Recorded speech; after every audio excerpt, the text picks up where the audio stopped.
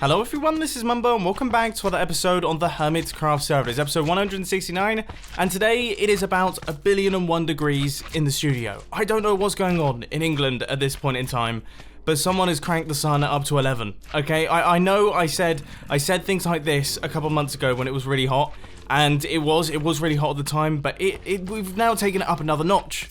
It's gone up by like another 10%, and I'm sat here in a Hawaiian shirt. I know that's not particularly useful for the heat, but it feels like it's necessary for these sorts of temperatures because it is absolutely boiling. And what's even more crazy is that tomorrow it's meant to be getting hotter, and then the next day is going to be even hotter than that, which is mental. But also, I'm not going to be in the studio because I'm going to be out filming a mini documentary with someone who's restored this beautiful classic Porsche, and I'm going to be out in the heat, lugging around incredibly heavy camera equipment. I mean, I couldn't have chosen a worse time, really. But you know what? I can't complain. It's not going to be raining. It's going to be beautifully sunny. Hopefully the footage will end up looking good. And I am so excited for this one. This is the most excited I've been, apart from, of course, the Green's Cat mini documentary, which, by the way, thank you ever so much for the incredibly positive response we got on that thing. I'm so glad to see that you guys enjoyed it. Anyway, the plan for today's Hermitcraft episode is kind of to do a bit of a reflective.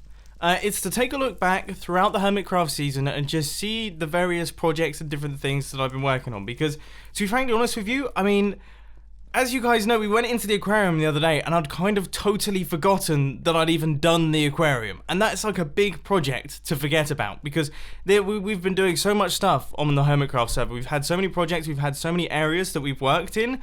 You know, sometimes you just get completely lost with all of the things that you've done, and all these Hermitcraft seasons merge together, and I start thinking, did I do that last season, or was this season, and all that sort of thing. So I thought it would be cool to just try my best to run on through. Now, we're not going to be doing it in any particular order. I just thought I'd do it in areas, and the first place that I'm starting out in is actually the community area, which obviously, you know, since I was here and building my things, it's definitely changed a considerable amount. I've said this so many times now, but this is a completely crazy place. And speaking of crazy places, holy mackerel, there is a lot of mobs there. Let's just sleep in the dangerous bed. This bed, ever since I placed it down, has done very strange things while you sleep in it. But of course, this was the place that I actually started the Hermitcraft server in. It's very, very pretty. I think I built this in episode 1. I think this was an episode 1 build. And I think it might be about to be dismantled in episode 169 because there are mobs all over the place. But yeah, I've got all my starter builds in here. As we know, we've got the iron farm out the back. That does a fantastic job still to this day of producing iron. We've got this little thing, which originally, this was actually a villager trading system. We'll get onto that in a little bit. But originally I built this as a villager trading system. Now it is an AFK fish farm and also potion brewing station. So we've got those set up next to my base, just something quick to have. The iron farm was working well. Another thing that was working well, and is still working well, as you can see, is my pumpkin farm, which has been full for I have no idea how long, but as you can see, it's just a tiny little modular pumpkin farm, and this was specifically built so that I would have pumpkins to trade with the villagers inside my villager trading booths that we have right here. So that's kind of how I wanted to get started on the Hermitcraft server, and that was built in conjunction with this thing over here. Now this area is Wells Knight's castle. So Wells Knight has got a pretty serious castle over here. I built this on episode 2 or 3, maybe even 4 of this Hermitcraft season. And it was pretty tricky to build because I don't know if you've ever built one of these villager trading areas before. They are a pain in the backside. Now right now there's no villagers in it because we cleared it all out. But building that is a pain because you have to get all of the villages in perfectly. If you want to know the design, it's a design by, I can't remember who designed it. Was it Ilmango? I feel like it was someone else, but it was showcased on ZF's channel, so you can go over there and check it out. But that's like the most efficient villager breeder. We have one in my base as well, and this is my villager trading hall. So this was a bigger version of what I had over in my base, but I wanted to have a few good ones in my base, and it worked really, really well, but it was built way, way too close to Wells Knight's area, and we were going to do some work on it and make it look prettier, but then I started work on my base, and he started work on his base, and in the end, we just kind of left it there. And as you can see, it's a little bit overgrown, and I don't think this has been used since probably about episode 6. So this is a very old project. Now, for those of you who are really early to the Hermitcraft season, you might remember that I actually built a slime farm in this area right here, right in the center, and I also built a shop for glass. So I built those two things, and then I ended up removing them because, well, the slime farm was literally, it probably would have been, I think they cleared out the space for this area. So if we pop down into the community builds district, it was just floating somewhere in this area, which, yeah, isn't the best looking thing in the world. And the glass shop I built because I thought I would sell some glass, and then we actually decided that we weren't going to be selling items in this season of Hermitcraft. Instead, we were going to be selling services, so I took all of that down. And now we have the door store, which is somewhere around this middle layer. Let's see if we can spot it. There it is. Okay, this was built much later on in the Hermitcraft season, but it still works brilliantly, and I really, really like this build. This is one of my favorite builds I did on this Hermitcraft season in terms of like general builds, as in like a building kind of thing, not just like, for example, I always say with the Aquarium now, that's one of my favorite builds on the Hermitcraft server. I really like that place, but this is a building, and in terms of like a completely different style, I absolutely love it. And we should probably check, do we have any? No, okay, yeah, we don't have any orders. As you can see from the fact that there are literally 2 books missing, we haven't exactly been having thousands upon thousands of orders this Hermitcraft season, have we? Okay, I just felt like this deserved a bit of an honorable mention because this has sustained my base pretty much in its entirety. This is, well, it's not meant to be running. That's probably been causing some lag, but this is the blue dye farm, and it just allows me to get all of the blue dye for all of the blue glass that we use, because we use thousands of blocks of blue glass in my base. Anyway, next area, I thought we would come over to the gaming district because I've worked on a bunch of projects over in this area, one of them being this, which, believe it or not, I'd completely forgotten that we'd even built this thing, which is crazy because we only built it like last week. But yeah, this is my happiness machine. I'm sure all of you recognize it. I come over here occasionally and just hit that button just to see what that wave looks like, because as I say, it brings me very temporary extreme happiness. I love watching wave machines in Minecraft. They're genuinely one of my favorite things. But anyway, apart from that, we've built a whole bunch of projects here. We've built up our minigame area. This is the hardest game in the history of mankind, the reaction time minigame. It is impossible. It's impossible. My highest score, what is my high score? It can't be more than 4. Yeah, 4? CubFan has managed to get 5 points. Of course he has, because CubFan is some kind of inhuman, incredible Minecraft player. And that just shows you how difficult it is, because he got 5 points. And he's incredible at everything, PvP and everything.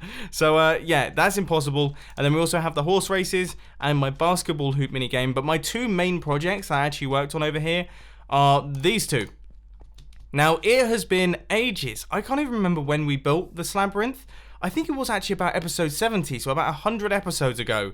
It's been about 100 episodes since we've actually been over here, and by the sounds of things, the timer has stopped working. I guess someone's fallen through that area and then jumped out without actually completing the maze, which is why that's happening, so we'll have to reset that one. But the idea of this labyrinth is that it's a set of complicated mazes to solve that all have different themes. So, for example, if we were to just drop us, well, the system is broken already, so we can take a look at the first level. So the idea of this is that you have to solve the maze with an armor stand, so you have to run over to the entrance. This guy right here has to make his way around and go all the way over to this area. That will then open up that door, and then you can move on to the next layer. And I believe the next layer is an invisible maze. So yeah, you've got an invisible maze on the next layer, and then the bottom 2 layers are 2 different types of mazes that have their own piston doors. So you have to open up a door to allow you to go through into the next section of the maze. They're all kind of broken up. It's pretty interesting and it's pretty cool, and me and Iskal definitely had a lot of fun playing with this thing when I first built it. It is very difficult to get out of though. There we go. And if we take a look at the times, I'm interested to see. So I got 18 stacks and 37. Wells got 32 stacks plus 14, but I made it impossible. He then got 12 stacks and 55, which is a very fast time.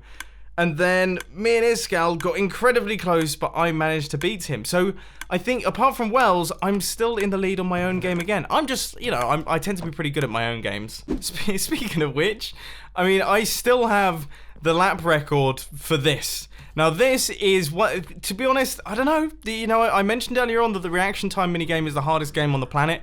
This may well come in second, because the way that that was the worst. I've never done that in my entire time of playing this game.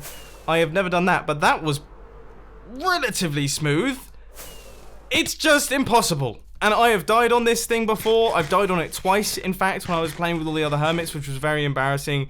But yeah, it's an incredibly challenging game, and it is a heck ton of fun. I mean, it is so much fun because you can spend hours trying your best to perfect it, getting the perfect runs. And I have to say, I did do that a little bit. I spent probably about 45 minutes solid just practicing it and getting really good, and now that muscle memory is completely gone. So unfortunately, I can't re-demonstrate. Oh, another thing that I just want to point out is that I believe I'm still the winner in this area too. So welcome to the Hot Swap Challenge. And if we take a look, Hot Swap scores, I think me and Exuma, we should still be the winners. Yes, look at that. I mean, we have killed the competition. So the idea was, let me just read the rules. I'll quickly take a look through. I need to refresh my memory. So the goal of the Hot Swap Challenge is for you and your partner to gather as many ores and dungeon loot as possible in 30 minutes. Yeah, that was it. And gold is worth quite a lot. And what we did is we went to a mesa biome. This was all Exuma's idea. I'm not going to take any credit for this. We went to a mesa biome, and it's just full of gold. And it's full of dungeons. And as soon as you get inside a dungeon in a mesa biome, you're just rained in gold. And as you can see there, it worked absolutely brilliantly. So we have completely smashed everyone. I'm trying to think where I should go next. I suppose you should probably head off. So what I'm going to do is I'm going to do all of the outer peripheries of what I've done, and then we'll head inside the base and we'll take a look at all of the projects that I've worked on over there. And I guess a really good project that we've recently worked on that isn't inside the base is definitely the slime farm, because that's a new big project that we just recently started and we've recently finished, and I'm still pretty proud of this thing because it is working really, really well. Now, I won't spend too long over here because, of course, we've worked on this a lot in recent episodes, so I'll just do a quick brief overview. But here it is. We have got a quad slime chunk, and as you can see, some slimes are falling down near the iron golems here, which this design is really interesting, by the way. I haven't looked up slime farm designs for probably around about 3 or 4 years. It's been so long since I've looked up a slime farm design, and when I was building this, I decided to, partly because your comments were really interesting. A lot of people were saying use iron golems, and I was like, what do you mean by that?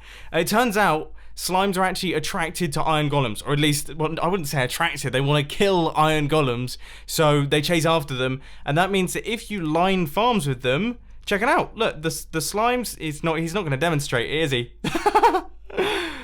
The slime is meant to look at the iron golem and then try and get towards it, and it looks like maybe he just decided on that iron golem, or is this just a really stupid slime?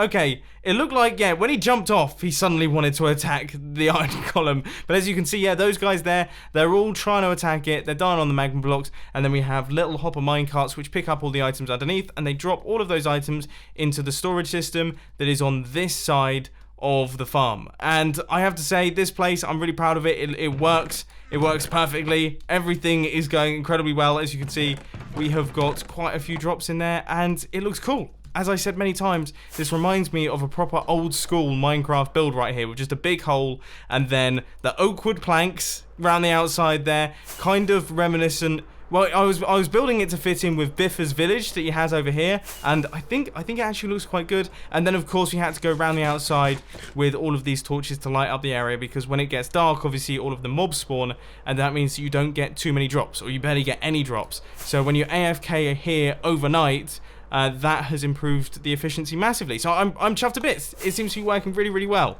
Would you consider a nether tunnel a project that's worth... I mean, you have seen this... You know what? We don't need to do a tour of the nether tunnel. Okay, I'll draw the line there. But this place is pretty sweet. This place is pretty cool. I mean, this is my nether hub. It literally doesn't serve a purpose. There's one nether portal. Oh, no, there's two. There's another nether portal that takes us off to TNT land. We'll make our way over there in a little bit. But this is it. It's meant to be a mini version of my base. So you can see we've got the ocean. We have my base, the main diamond, making its way around like that. And then in the middle there, we have got the Guardian farm, which at the minute, yeah, it's not being so efficient. We've only got one Guardian farm, one Guardian in the Guardian farm. It used to be 2 Guardians in the Guardian farm, but then unfortunately one of them escaped. I think a ghast spawned in here because I'm a moron and haven't made any of this ghast proof. So ghasts do occasionally spawn in here, and it blasted my Guardian farm, and one of the Guardians escaped. Whenever I hear ghast noises in this place, I get very scared. Anyway, let's leave this area and let's make our way over to TNT Land, which I believe, I'm hoping anyway, it should be off in this direction. Yep, here we are. My favourite place on the Hermitcraft server, at least currently, is tied between a number of different things. But I do love this place. It came out so much better than I was expecting. So around the outside, we've got our border wall. We've got all of the decoration, which there is so much TNT in here that is ready to blow. I do get a little bit nervous walking around because I'm the one that lit this place up. And we all know that I'm not particularly good at lighting up places. But here we have got the TNT-powered Cobblestone farm, which if we take a look inside this massive storage system, is pretty efficient. This was one AFK session. Just the one. You don't need any more than that. You don't need any more than that. Oh, okay, no, we found an empty chest. Maybe I should have done 2. Either way, yeah, this was the one, and that's enough cobblestone to last me for probably another 1,000 episodes or so. And then over here we have the slightly less efficient but just as cool TNT powered tree farm, which works really well. I mean, in 1 hour we managed to get, I think, something like 60, maybe even 70 stacks of oak wood, which is pretty good going, and all of that funnels through the center here and out into one of those chests, which it's not exactly the biggest storage system in the world, but it definitely does the trick. And then going around the outside, of course, we have got our Tnt Land Rollercoaster, which, let's be honest, it would be rude of me not to ride.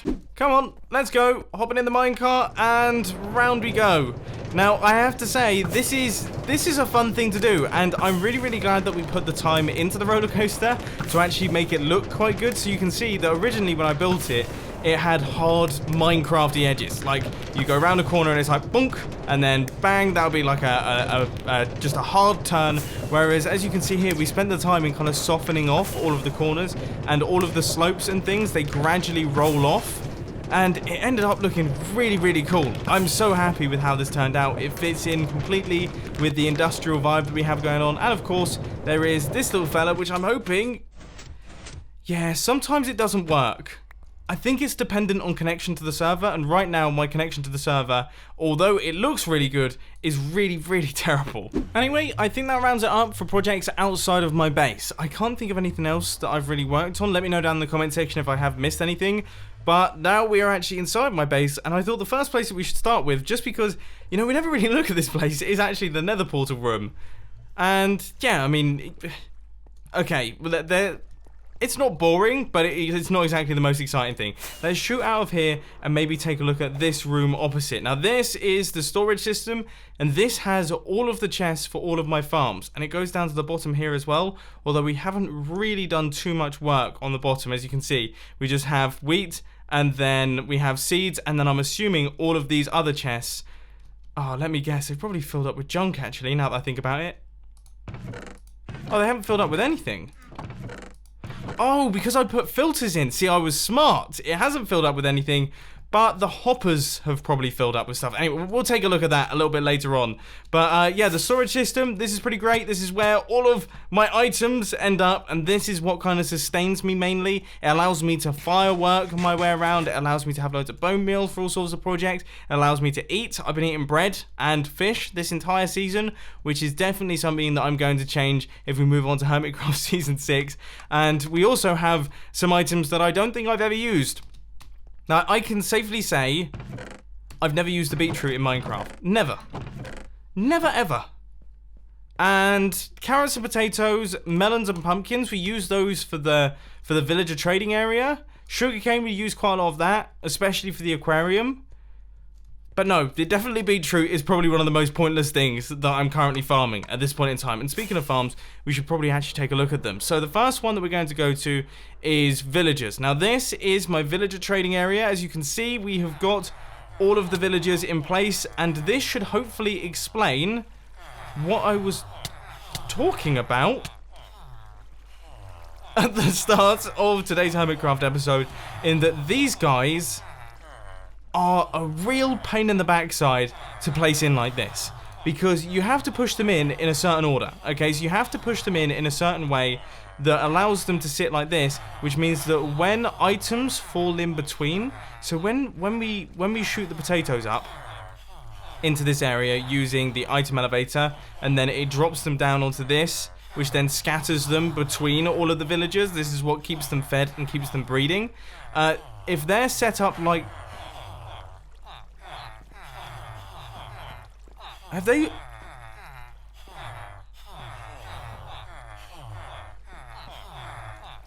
What?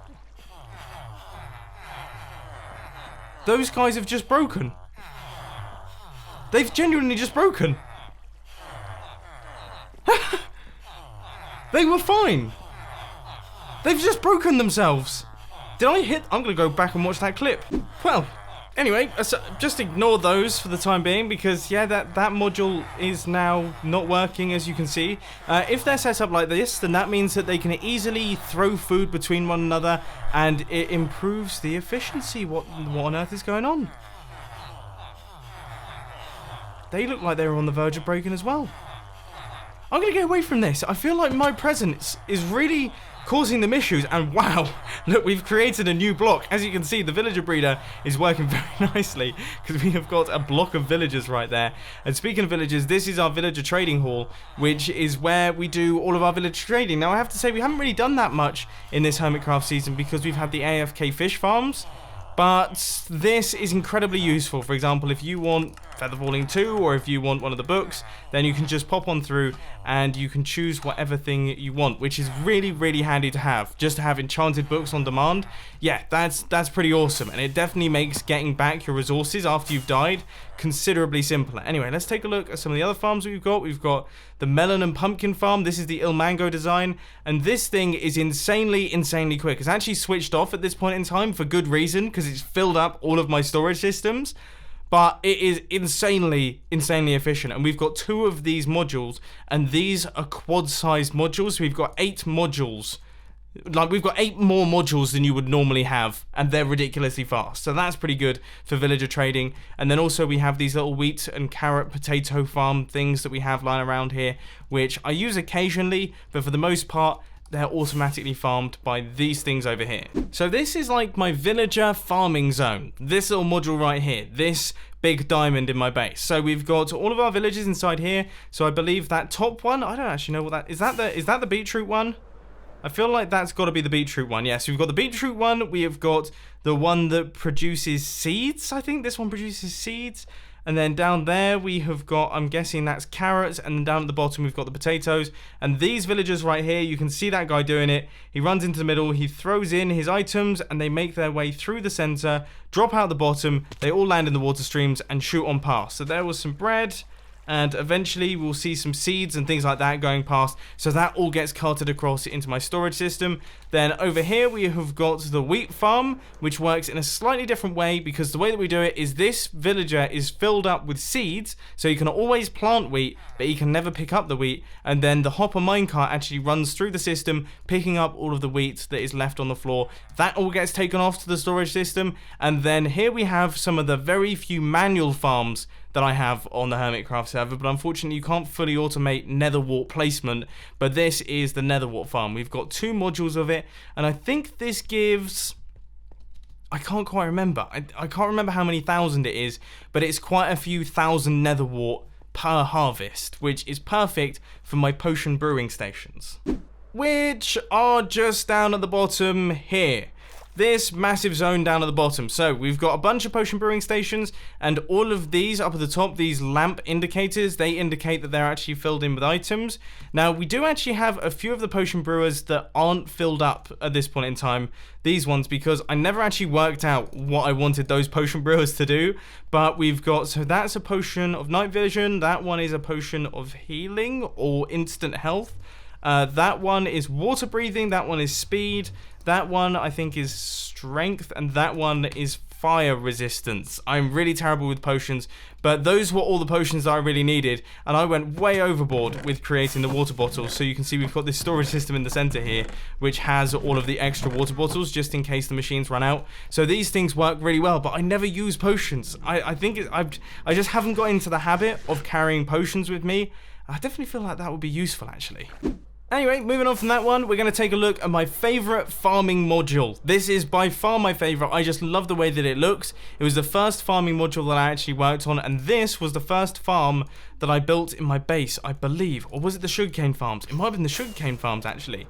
Either way, they both look really cool. So this is the Il Mango mob farm, which as you can see looks quite complicated, and it is insanely efficient. It's ridiculously fast. It works wonderfully well, and that drops all the mobs down onto here, which this is a bit of a pain in the backside, to be honest with you, because as soon as you unload it, it gets out of sync, and then you have to go around fixing up all the water. So most of the time, this mob farm is actually switched off. But all of that water flushes in the mob drops into the center. They then drop through into that water stream there, and that carries them off into my storage system that we saw earlier on. Then over here we have got all of the sugarcane farms, which as you can see are working quite nicely. We've got a tiny bit of sugarcane dropping through, and that is carrying that item off into the storage system. These things aren't the most efficient designs in the world, but I think by just sheer size, they have done a very good job at sustaining me sugarcane wise throughout this season. Then we have this little farm, the cocoa bean farm, which I'll be honest, I've never used, not even once. I never need cocoa beans, so this was just a fun little project to work on. And then down at the bottom here, we have got the super smelters, which I have definitely used a lot more than once because they are the greatest things ever. They are absolutely fantastic. The only thing is I always run out of fuel. And I know a lot of people say that I should use blaze rods, but the blaze farm that I've got just isn't fast enough to sustain this thing. It's not good enough. So I'm going to have to work out some alternate way to fuel this thing. I'm sure I'll be able to work something out in the future. Even if it's like a TNT powered tree farm, which then uses a super smelter to convert the trees into charcoal, which then fuels another super smelter. That would be an amazing project to work on, and actually it could work really well. That would work amazingly because 1 hour would give you about 70 stacks of coal. You'd never get 70 stacks of coal just from mining for an hour. So that seems like a really good idea, actually. And from the best farming module over to, I'm gonna be totally honest, okay? You know how it is. You shouldn't really have favorites, but this is my least favorite farming module. It's got the tree farm, which we haven't used since building the TNT tree farm. We've got the industrial tree farm, which I do use quite often. It's a smart design. It works, but it's not particularly spectacular. And then we have the iron farm, which is incredibly useful, but has broken now, so it's not really working, and to be honest, it doesn't really produce too much iron. So yeah, not my favorite, but they were all really fun projects to work on, and as you can see, all of those items everywhere are transported through these underwater tunnels here, which had to be cleared out using sponges.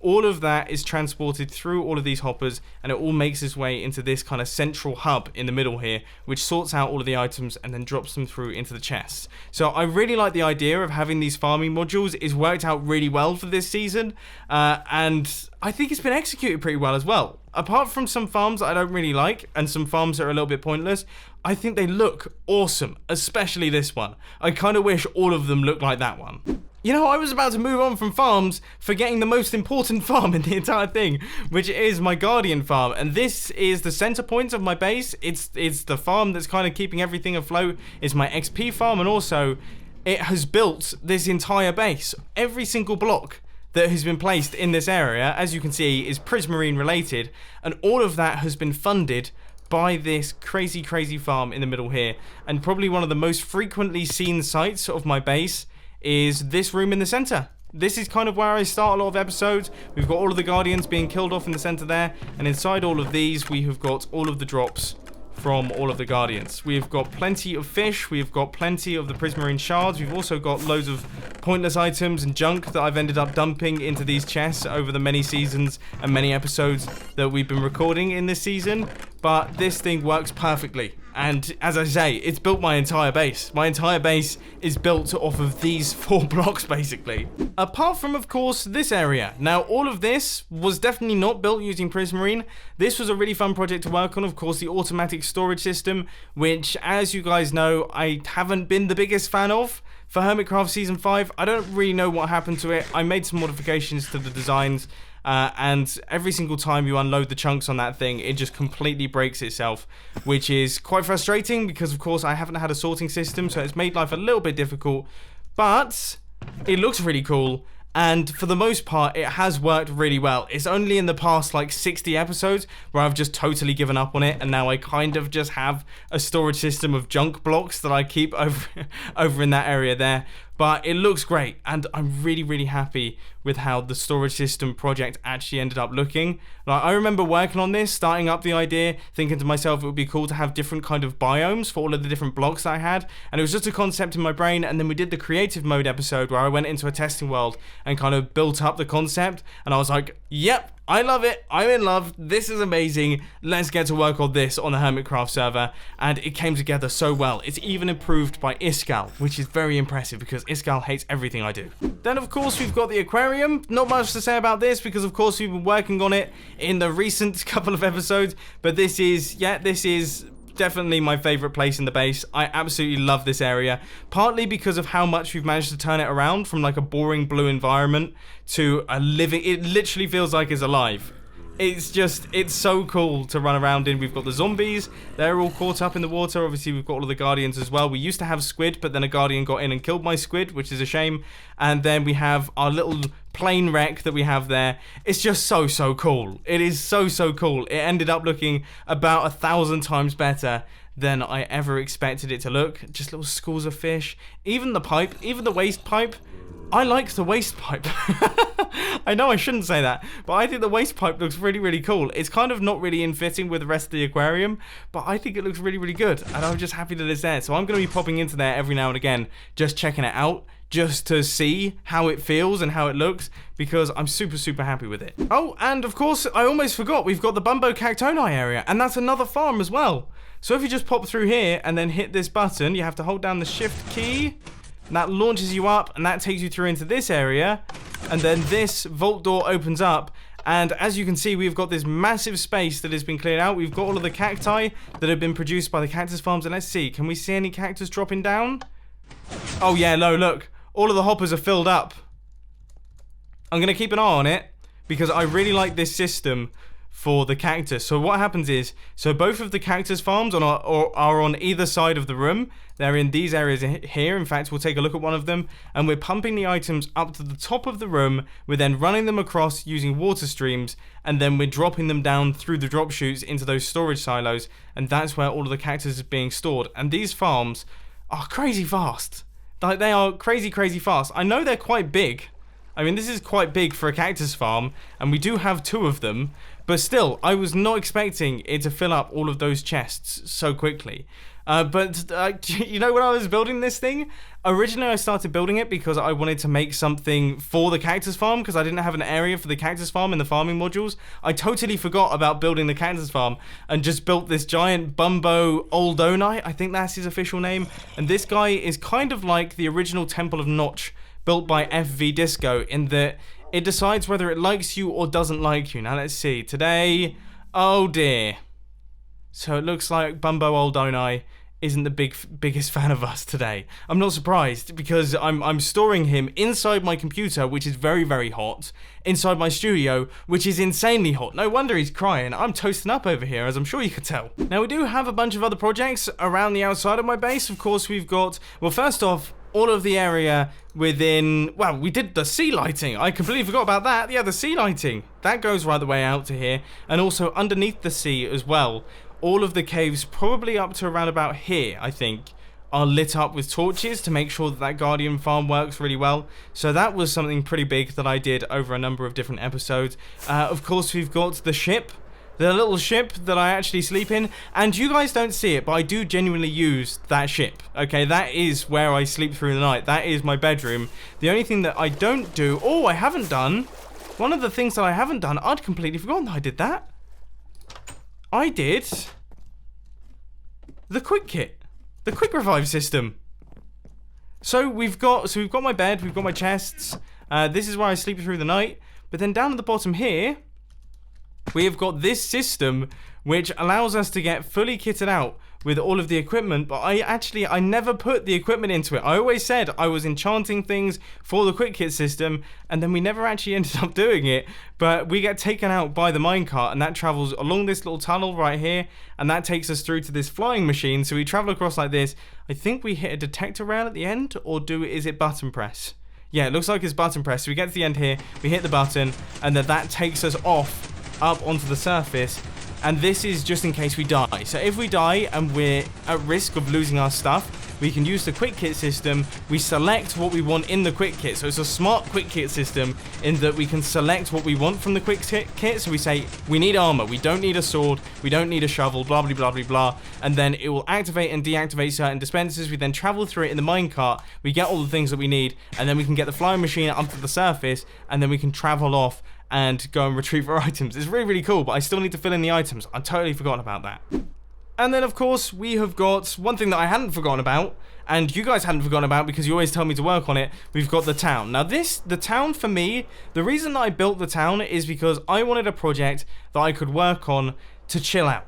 Because we're doing a lot of very, very serious stuff over there. We're building farms, we're doing all that sort of thing. The farm, the town even, is somewhere that I wanted to be able to go to just chill out and build. Like, do what I used to do when I was playing Minecraft, of just build things that I kind of thought looked cool. And there's no real theme here. You can see that we've got the docks, which I agree with you, they have always been too wet and rugged, but I still kind of like the way that it looks. We've got the storage room down here. This is a really, really cool looking area. We've got our little boat out the front, and then we have a few different builds going on. We've got our big hotel. I think that was meant to be a hotel right there.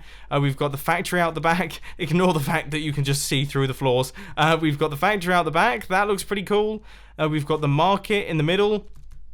We've got all of the houses going around the outside with different building designs and things. Of course, you've got the lighthouse, which makes up the head of the town. And then one of my personal favorite projects that we worked on over here is the redstone mine. So if we just open up the door to get through into here, we have got this mine which goes right the way through down to pretty much bedrock. I think that's y = 5, and we did this using a TNT quarry machine. So we set up TNT cannons or TNT droppers, and they were shooting the TNT down. And then here we have a crane which is supposedly mining out all of, well, it's actually gathering up all of the redstone that has been mined out, and we're storing it in all of these areas because, of course, you know, I use a lot of redstone in my builds, and we need to automate that process somehow. So I thought it'd be cool to build the farm there, or the mine even. And then, of course, we've got the factory. Now, there is one more spot left over in the town, or I guess there's 2 more spots, so I'll be working on those at some point in the near future. But to be honest, I'm kind of struggling with what to build there, so I'd be interested to know your thoughts and what you think I should do. Because, yeah, there's plenty of really cool looking builds that I'm sure I can construct in this area to actually finish up the town and get this project completed. Because this has been a bit of a slow burner. You know, sometimes you need slow burner projects that you can drop into every now and again throughout the season. And this has definitely been it. And I'm really, really glad that we've actually managed to make it look like this, because it looks pretty cool. I mean, I'm not the best builder in the planet, and I definitely struggle with this style of building. So this is definitely outside of my comfort zone, but it looks pretty good. Anyway, I think that rounds up everything. I think that's covered every single build that I've done on the Hermitcraft server. I'm sure there's... No, there might not be more. I've definitely forgotten something. And I've definitely obviously worked with other hermits. For example, we did the stuff with the Mobiliso, and I've built doors for people, and I've done all sorts of projects with others. But in terms of builds for me, I think that just about wraps it up. So anyway, I hope that you enjoyed this episode of Hermitcraft. If you did, please sure to that like button. And if you really loved it, then make sure to subscribe. But thanks for watching, guys. This has been Mumbo, and I'm out. I'll see you later. Oh, and cat mini documentary. You know what to do. Link will be on the end screen.